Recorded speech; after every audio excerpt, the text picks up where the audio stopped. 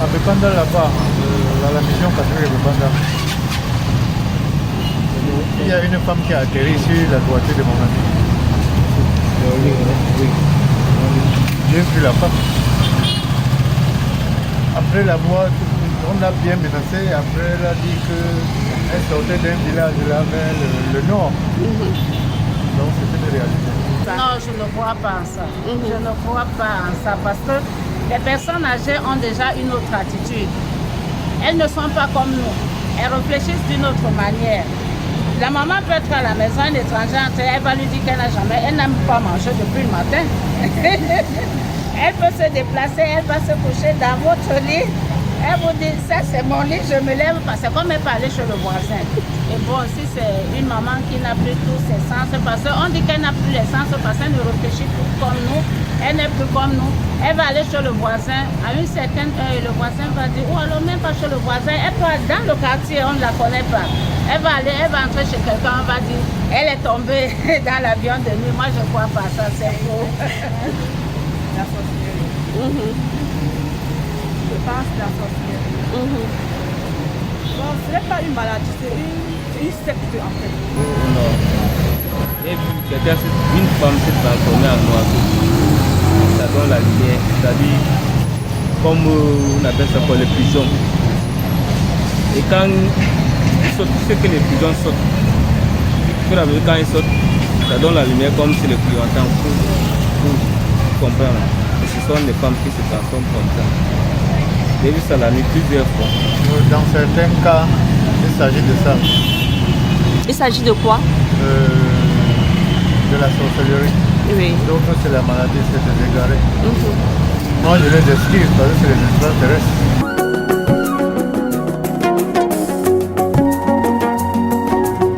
Concernant le phénomène des avions de nuit par rapport à la maladie d'Alzheimer, il faut avoir à l'esprit que les malades d'Alzheimer ont des sévères troubles de la mémoire. Donc, ils peuvent quitter l'endroit où ils habitent et sortir et ne plus retrouver le chemin pour entrer à la maison. On appelle ça en général des fugues. Et quand ces personnes-là se retrouvent donc dans des environnements inconnus, souvent ils sont taxés par les populations de sorciers et d'avions de nuit. Mais il ne faut pas accuser la sorcellerie ou bien invoquer des raisons mystiques à cette situation-là sans avoir quand même fait le diagnostic. Parce qu'avant de penser que ce sont des choses qui dépassent l'entendement, il faut amener ces personnes-là dans un hôpital pour que le diagnostic soit fait. Parce que si c'est la maladie d'Alzheimer et qu'elle est prise en charge, comme je l'ai dit, assez tôt, on peut récupérer quand même quelques années de bonne santé chez les malades. Donc, dire que les avions de nuit sont liés à la maladie d'Alzheimer, c'est mélanger deux concepts, deux visions différentes de la société africaine. Mais dans tous les cas, il faut amener ces personnes-là qui sont accusées d'être avions de nuit vers les professionnels de santé pour que le diagnostic soit fait avant de les traiter de sorciers.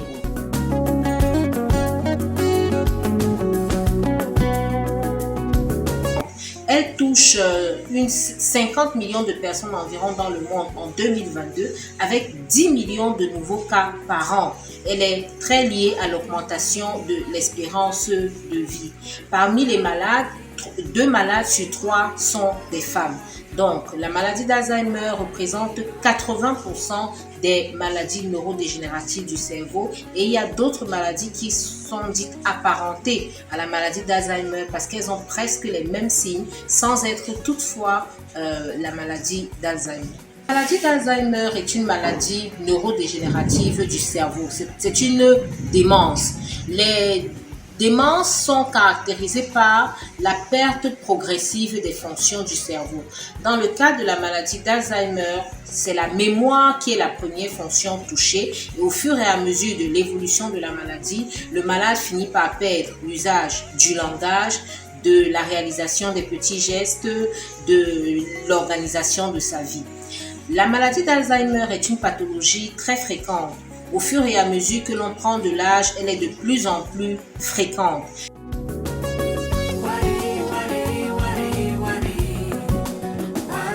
d'Alzheimer n'a pas de cause en tant que telle. Ce n'est pas une maladie qui pourrait être due à un moustique ou bien un agent pathogène quel qu'il soit. Mais elle résulte d'un ensemble de facteurs qui contribuent à faire apparaître cette maladie-là. Parmi les facteurs importants, il y a les facteurs génétiques. Le fait d'être dans une famille où il y a déjà eu des cas de maladie d'Alzheimer augmente le risque de faire la maladie. Surtout les formes familiales qui commencent à un âge précoce. Ça peut être 55 ans, 45 ans même. Alors maintenant, d'autres facteurs liés à l'hygiène de vie peuvent aussi favoriser l'apparition de la maladie d'Alzheimer. Par exemple, des maladies chroniques du cerveau, surtout des maladies comme l'hypertension artérielle ou le diabète, favorisent la survenue de cette maladie. Il y a aussi d'autres facteurs que l'on retrouve comme un niveau de scolarisation bas, un soutien social limité, des mauvaises habitudes de vie comme le tabagisme, la sédentarité. Tous ces éléments-là contribuent à favoriser l'apparition de la maladie d'Alzheimer. Mais il n'y a pas de cause unique à proprement parler pour la maladie d'Alzheimer.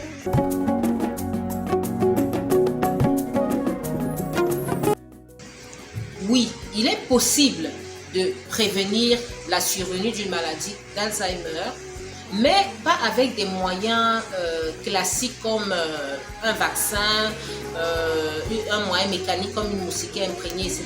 Non, mais la prévention de la maladie d'Alzheimer, qui est même aujourd'hui le cheval de bataille dans la prise en charge de cette maladie, la prévention donc passe par tout un ensemble de mesures qui rentrent dans ce qu'on appelle l'hygiène de vie. Alors, déjà, il faut bien prendre en charge les pathologies sous-jacentes, comme l'hypertension artérielle ou le diabète. Ça doit être vraiment bien pris en charge parce que sur ces terrains-là, la maladie peut se développer plus facilement. Première chose. La deuxième chose, c'est avoir une belle hygiène de vie, surtout avec de la stimulation cérébrale ou cognitive. C'est-à-dire qu'il faut rester actif, il faut que le cerveau reste actif le plus longtemps possible. Il n'est jamais trop tard pour apprendre, pour stimuler son cerveau. Apprendre à faire de nouvelles choses, faire des découvertes, des voyages, bref, ouvrir son horizon grâce à la stimulation intellectuelle. Il y a aussi l'activité physique, surtout la marche, qui est très bénéfique dans la prévention de cette maladie-là. Et enfin, il y a des mesures comme une bonne alimentation, il y a le soutien social aussi. Bref, tout un ensemble de mesures d'hygiène de vie contribuent à prévenir la maladie d'Alzheimer.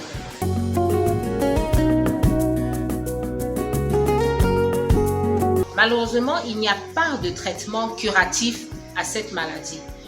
Elle évolue inexorablement, lentement vers la mort au bout de 8 à 10 ans, voire plus chez certains malades.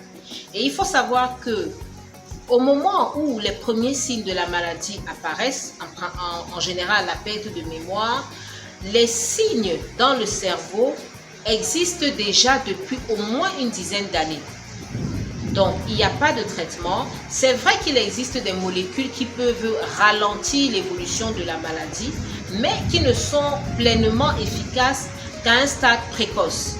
Donc, parce que la maladie d'Alzheimer évolue par stade, au moins sur 7 stades. Donc, quand les médicaments sont mis tôt, le malade peut gagner quelques années de stabilité. Mais plus le traitement est mis tard, la maladie est identifiée tard, moins le malade a de chances de récupérer un peu.